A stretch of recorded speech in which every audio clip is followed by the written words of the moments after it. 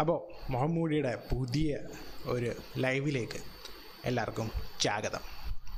നമ്മളിന്ന് കുറേ നാളുകൾക്ക് ശേഷം, വർഷങ്ങളൊന്നും ആയിട്ടില്ല എങ്കിലും ഒരു 6-7 മാസം മുമ്പ് റിലീസായ ഒരു സിനിമയുടെ റിവ്യൂ ആണ് ചെയ്യാൻ പോകുന്നത്. റിവ്യൂ അല്ല, കണ്ടനുഭവം, കഥ ഒന്നാണ് ഞാനിന്ന് പറയാൻ പോകുന്നത്.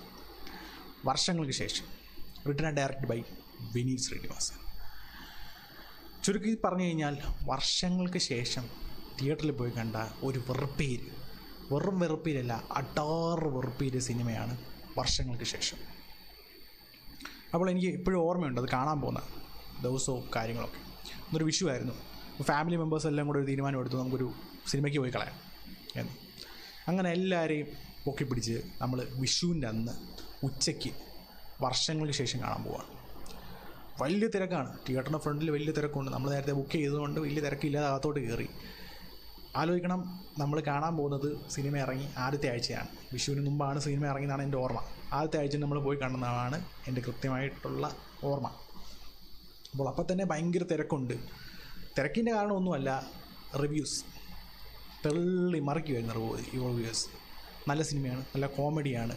നിവിൻ വന്നങ്ങ് ആറാടി മറിച്ചു, എന്തൊക്കെയോ അങ്ങ് പുളുത്തി എന്നൊക്കെ പറഞ്ഞ് പലരും, ഒരു പ്രമുഖ യൂട്യൂബറും, നമ്മളെല്ലാം ലാക്സ് ഓഫ് വ്യൂസ് ഇപ്പോൾ നേടുന്ന കുറച്ച് പ്രമുഖ യൂട്യൂബർമാർ നല്ലോണം അങ്ങ് തെള്ളി മറിച്ചായിരുന്നു. അത് കേട്ടിട്ടാണ് പോയത്. അന്നോടൊരു കാര്യം മനസ്സിലായി, ഇവന്മാരുടെ റിവ്യൂ ഒന്നും കാണാൻ പാടില്ല.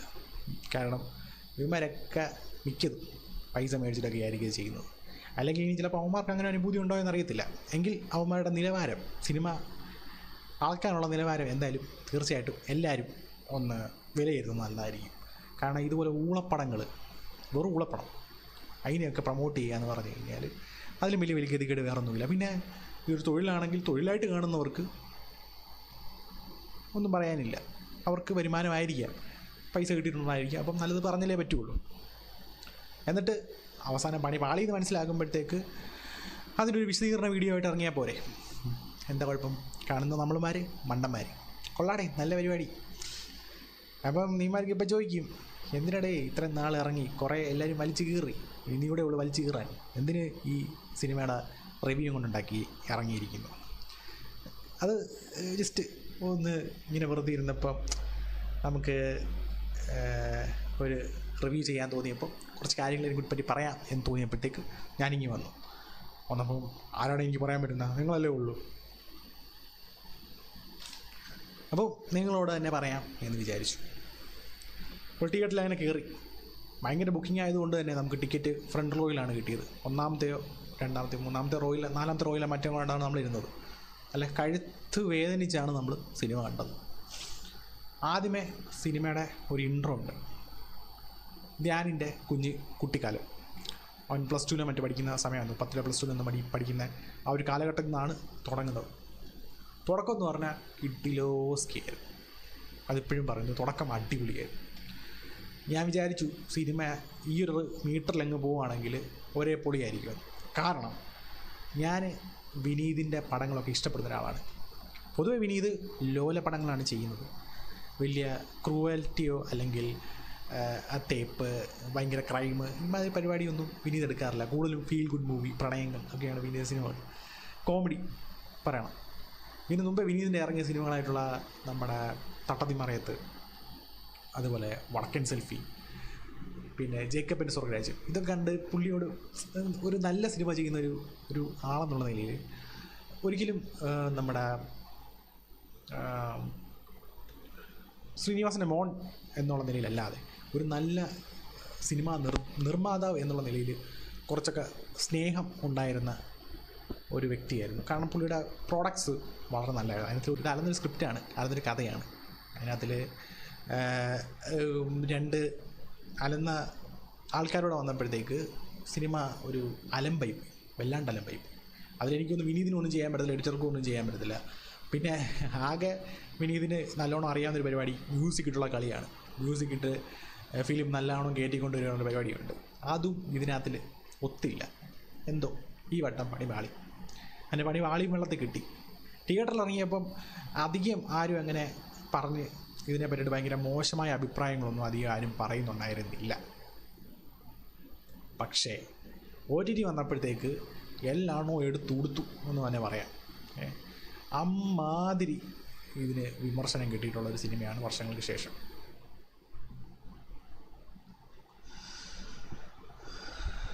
ചെറിയ വലിയ യൂട്യൂബർ അങ്ങനൊന്നും ഇല്ല, എല്ലാണ്ണവും കയറി എന്തൊക്കെയോ കാണിക്കുന്നു. എന്തിനോട്ട് നമുക്ക് നമ്മുടെ പരിപാടി കണ്ടിന്യൂ ചെയ്യാം.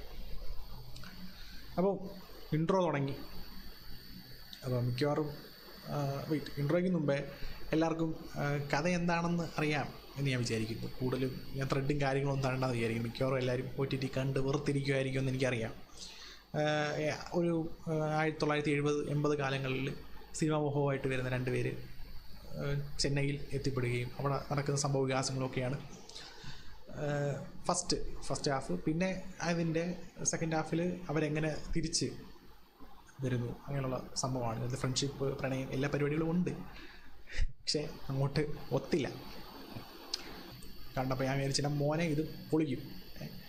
അതിനുശേഷം ഇല്ല, പ്രണവിനെ പ്രത്യേകിച്ചൊന്നും ചെയ്യാനില്ല, അതുകൊണ്ട് നമുക്ക് കൂടുതലൊന്നും പ്രണവിനെ പറയാനില്ല. ഒരു മിനിറ്റ്, എന്താണ് സംഭവിക്കുന്നത് അറിയത്തില്ല. സ്ട്രീമിന് എന്തോ പ്രശ്നമുണ്ടെന്ന് തോന്നുന്നു.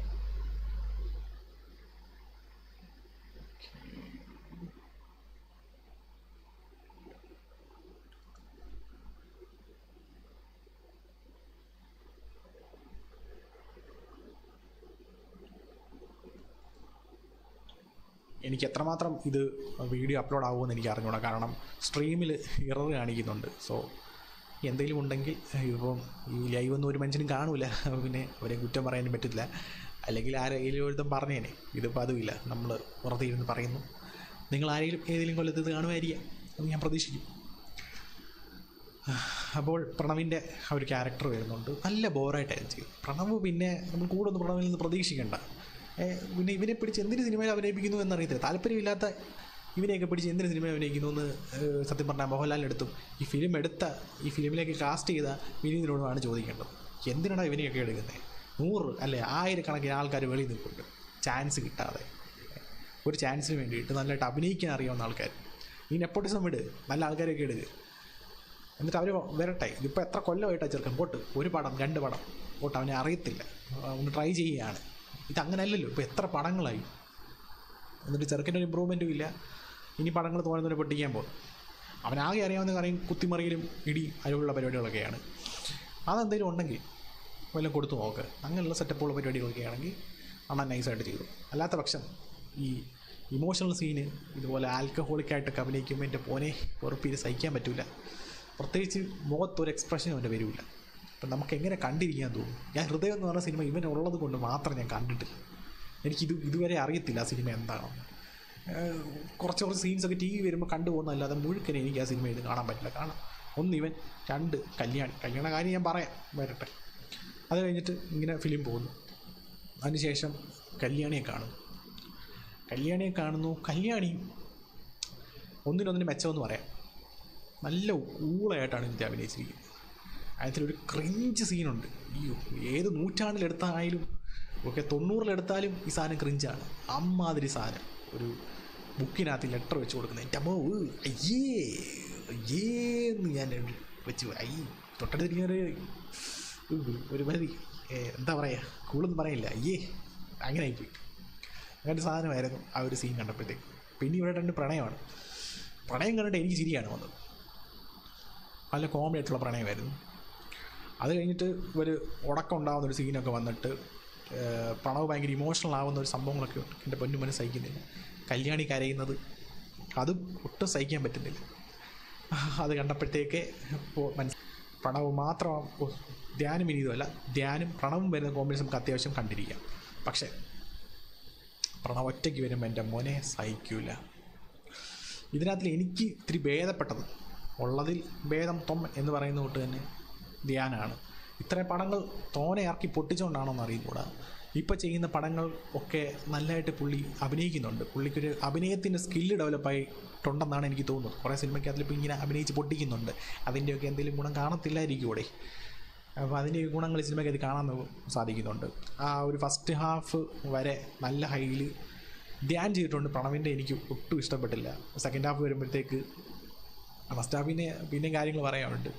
അങ്ങനെ ഫസ്റ്റ് ഹാഫ് ഇങ്ങനെ കണ്ടുകൊണ്ടിരിക്കുകയാണ്. തൊട്ടടുത്ത് നോക്കുമ്പോഴത്തേക്ക് സിനിമ കാണാൻ വന്ന പലരും ഫോണിൽ മെസ്സേജ് അയച്ചുകൊണ്ടിരിക്കുന്നു, യൂട്യൂബിൽ വീഡിയോ കണ്ടുകൊണ്ടിരിക്കുന്നു, ചിലർ കിടന്ന് ഉറങ്ങുന്നു. അങ്ങനെയായിരുന്നു. പിന്നെ ഞാനാണെങ്കിൽ രണ്ട് കൽപ്പിച്ച് വിചാരിച്ചു മുഴുക്കനെ ഇരുന്ന് കാണാം. അങ്ങനെ ഇപ്പോൾ പറ്റത്തില്ലല്ലോ എന്ന് വിചാരിച്ച് മുഴുവൻ ഒറ്റ ഇരിപ്പിന് ഇങ്ങനെ കണ്ടിരുന്നു. ഇടയ്ക്കിടയ്ക്ക് വാച്ചിൽ നോക്കുന്നുണ്ട്, ഇത് തീരുന്നില്ലല്ലോ. കാരണം ഇൻ്റർവെല്ലാകാൻ കുറേ സമയമെടുത്തു. എന്തിനാണ് ഇത്രമാത്രം വലിച്ചുകൊണ്ട് പോയെന്ന് എനിക്കറിയത്തില്ല. നല്ല ബോറായിരുന്നു. അതിന് ഇത്രയും മാത്രം ഇൻ്റർവെല്ലിലൂടെ വലിപ്പിച്ച് വെച്ചപ്പോഴത്തേക്ക് ഒരു മാതിരിയായി. അങ്ങനെ വയ്യാണ്ടായി സത്യം പറഞ്ഞു കഴിഞ്ഞാൽ. സിനിമ കണ്ട് വന്ന പെടുക്കയൊക്കെ ആണെങ്കിൽ മുകളിലോട്ട് കയറിപ്പോയി. എന്നാലും ബാത്റൂമിലൊക്കെ ഓടി, കാരണം കുറച്ച് ശുദ്ധശ്വാസം കിട്ടട്ടെ എന്ന് വിചാരിച്ചു. പേര് കണ്ടുകൊണ്ടിരുന്നതല്ലേ, കുറച്ച് ശ്വാസം കിട്ടട്ടെ എന്ന് വിചാരിച്ചു. അങ്ങനെ സെക്കൻഡ് ഹാഫിലേക്ക് കയറി. സെക്കൻഡ് ഹാഫ് കയറിയപ്പോൾ പലരുടെയും തെള്ളിമറിക്കലുണ്ടായിരുന്നു. ഇനി വരുന്നത് നിവിൻ പോളിയുടെ കയ്യിൽ കളിയാണ്, നിവിൻ പോളി വന്ന് പൊളിക്കും, നിവിൻ പോളി യോ ആണ് എന്നൊക്കെ പറഞ്ഞുള്ള പരിപാടികളാണ് കേട്ടിരുന്നത്. എന്നാൽ പിന്നെ നിവിൻ പോളിയുടെ യോ കാണാം എന്ന് പറഞ്ഞ് കയറി സെക്കൻഡ് ഹാഫിൽ. നിവിൻ പോളി വരും, എല്ലാം മാറും എന്നായിരുന്നു. നിവിൻ വന്നു, വൻ വെറുപ്പീര്. എന്താണ് കാണിച്ചു കൂട്ടുന്നത്? എനിക്ക് തോന്നിയത് നമ്മുടെ സാറ്റർഡേ നൈറ്റിൽ നിന്ന് പുള്ളി നേരെ ഇങ്ങ് ഡ്രസ്സ് ഇട്ടുകൊണ്ട് നിതിൻ മോളിയായി ഇതിനകത്തിൽ വന്നതാണ്. നല്ല വെറുപ്പീനാണ്, കണ്ടിരിക്കാൻ പറ്റുന്നില്ല. ഇതൊക്കെ സട്ടിലായിട്ട് നൈസായിട്ട് ചെയ്തു പോകുന്ന സാധനം ഇത്രയും എനർജി എഫോർട്ട് വിട്ട് അങ്ങ് നശിപ്പിച്ചു, എല്ലാണ്ടാക്കി. ചിരി പോയിട്ട് ഇവനെന്ത് കോമാളിത്തരോടെ കാണിക്കുന്നതെന്നാണ് എനിക്ക് അത് കണ്ടപ്പോൾ തോന്നിയത്. പലർക്കും പല അഭിപ്രായങ്ങളുണ്ടായിരിക്കാം, പക്ഷേ എനിക്ക് അങ്ങനെയാണ് തോന്നിയത്. അതിനുശേഷം 1-2 സീൻസ് നിവിൻ്റെ അടിപൊളിയായിരുന്നു. കാരണം ഇതിൽ കോമഡീസ് ഒക്കെ നൈസായിട്ട് ചില സാധനങ്ങളൊക്കെ നല്ലതായിട്ട് വർക്ക് ചെയ്തിട്ടുണ്ട്. ഒറ്റയ്ക്ക് പൊരുതി വന്നവനാണ് ആ സാധനമൊക്കെ ഉണ്ടല്ലോ, ലൈവായി പോകുന്ന പരിപാടി. അതുപോലെ തന്നെ കുറച്ച് പ്രണവ് ഇവരുടെ കോമ്പിനേഷൻ, ധ്യാൻ കോമ്പിനേഷൻ വരുമ്പോഴത്തേക്ക് ചില കോമഡീസൊക്കെ നൈസായിട്ട് വർക്കൗട്ട് ആവുന്നുണ്ട്. പിന്നെ ഇതിനകത്തിൽ ഒരു പോസിറ്റീവ് എന്ന് പറയുന്നത് നമുക്ക് തോന്നുന്നത് ഇതിൻ്റെ മ്യൂസിക്കാണ്. മ്യൂസിക്കലി തിയേറ്ററിൽ ഇരുന്നപ്പം എനിക്ക് OTTയുടെ കാര്യം എനിക്കറിഞ്ഞു എങ്ങനെയാണ്, ഞാൻ കണ്ടിട്ടില്ല. കാരണം ഒരു വട്ടം വെറുപ്പിൽ സഹിച്ചാണ്, ഇനി കാണാൻ വയ്യ. മ്യൂസിക്കലി ഫിലിം അടിപൊളിയാണ്. നമുക്ക് ആ മ്യൂസിക്കിൻ്റെ ഹൈപ്പും അതിൻ്റെ ആ BGM ഒക്കെ നൈസായിട്ടുണ്ടായിരുന്നു. അതൊക്കെ അടിപൊളിയാണ്. അപ്പം അങ്ങനെ സെക്കൻഡ് ഹാഫിലേക്ക് വന്നു, നിതിൻ മോളി വന്നു, ആ വെറുപ്പീട് കഴിഞ്ഞു. പിന്നെ ധ്യാനും പ്രണവും ഒന്നിച്ചു. ഇതിനകത്തുള്ള സെക്കൻഡ് ഹാഫിൽ പറയേണ്ട കാര്യം എന്ന് പറഞ്ഞു കഴിഞ്ഞാൽ ധ്യാനിൻ്റെ മേക്കപ്പ് ആരുടെ ഇത് ചെയ്തത്, എന്ത് വെറുപ്പീര്. ഏതോ കൂറ മേക്കപ്പ്, ഈ ലോ ക്ലാസ് മേക്കപ്പ് കൊണ്ടുവന്നിട്ട് നമ്മൾ ചെയ്യത്തില്ലേ പണ്ട് സിനിമയിലൊക്കെ ആണെങ്കിൽ തലമുടിയിൽ ഇങ്ങനെ പൗഡർ ഇട്ടിട്ട് നരപ്പിക്കുന്നൊരു പരിപാടിയുണ്ട്, അമ്മാതിരിയൊക്കെ തോന്നി. അതേപോലെ ഒരു കൂറ മേക്കപ്പ് ചെയ്തിട്ട് വന്നിട്ട് ഒരു കോമഡി പീസായിട്ടുണ്ട് സെക്കൻഡ് ഹാഫിലേക്ക്. ധ്യാൻ വലിയ കുഴപ്പമില്ലായിരുന്നു, പ്രണവ് കോമഡി പീസായിരുന്നു. അതിന് ശേഷം പലരും വന്നു, അജു വന്നു, നീരജ് വന്നു, ബേസിൽ വന്നു. ബേസിലിൻ്റെ കുഴപ്പമില്ലാത്ത സംഭവങ്ങളും കാര്യങ്ങളൊക്കെ ആയിരുന്നു. പക്ഷേ ഫിലിം അങ്ങോട്ട് ഒത്തില്ല. ഈ പറഞ്ഞ തള്ളൽ അതിഗംഭീര കോമഡിയാണ്, അതിഗംഭീര സംഭവങ്ങൾ അതൊക്കെയുണ്ട് എന്ന് പറഞ്ഞിട്ട് ഒരു ചുക്കും ഉണ്ടായില്ല. അവസാനം എങ്ങനെയൊക്കെ ഇത് കഴിഞ്ഞൊന്ന് ഇറങ്ങിയാൽ മതി എന്നൊരു സ്ഥിതിയായി. അപ്പോഴത്തേക്ക് സെക്കൻഡ് ഹാഫ് കുറച്ച് തന്നു. അതിന് ധ്യാനോട്, വിനീതിനോടും പ്രണവിനോടും എല്ലാവരോടും ഞാൻ നന്ദി പറയുന്നു, എഡിറ്റർമാരോട് പ്രത്യേകിച്ച്. കാരണം ഇതിൽ വലിച്ചു പോയായിരുന്നു സിനിമ എൻ്റെ പൊന്നു മോനെ സഹിക്കാൻ പറ്റില്ലായിരുന്നു. അപ്പോൾ സിനിമ കഴിഞ്ഞു, ഇറങ്ങി. എന്തിനിടെ ഇതിന് പോയി കണ്ടത്, വെറുതെ പൈസ കളഞ്ഞു എന്നൊരു ആറ്റിറ്റ്യൂഡായിപ്പോയി. കൂടെ വന്നവരൊക്കെ ഒരു നോട്ടം, എന്തിനാടാ ഞങ്ങളിത് കാണിക്കാൻ കൊണ്ടുപോയത്, മര്യാദയ്ക്ക് വീട്ടിലെങ്ങനെ വരുന്നായിരുന്നെങ്കിൽ കുറച്ച് മനസ്സമാധാനമായിട്ടിരിക്കുകയായിരുന്നു. ഇത് രണ്ടും പറ്റാത്ത അവസ്ഥയായി പോയി എന്നൊരു സ്ഥിതിയായിപ്പോയി. ശേഷം നമുക്ക് ഇൻ്റർവ്യൂവിൽ OTT ഇറങ്ങിയതിന് ശേഷമാണ് ധ്യാനൊക്കെ വന്ന് പറഞ്ഞത് ഞാനിവിടെയും ഇത് നല്ല സിനിമയാണെന്നൊന്നും പറഞ്ഞിട്ടില്ല എന്ന്. അപ്പം അത്രയും ഈ മെഴുക്കലുകൾ കഴിഞ്ഞതിന് ശേഷം അങ്ങനെ ഒരു സാധനം അടിക്കുകയും ചെയ്തു. അപ്പോൾ കണ്ട നമ്മളൊക്കെ ആരായി, വെറും പൊട്ടന്മാർ. എന്തായാലും കൊള്ളാടെ, നല്ല പരിപാടിയാണ്. അപ്പോൾ അത്രേ ഉള്ളൂ വർഷങ്ങൾക്ക് ശേഷത്തിനെ പറ്റി പറയാനായിട്ട്. മക്കളെ, tata, bye bye, see you, സുലാൻ.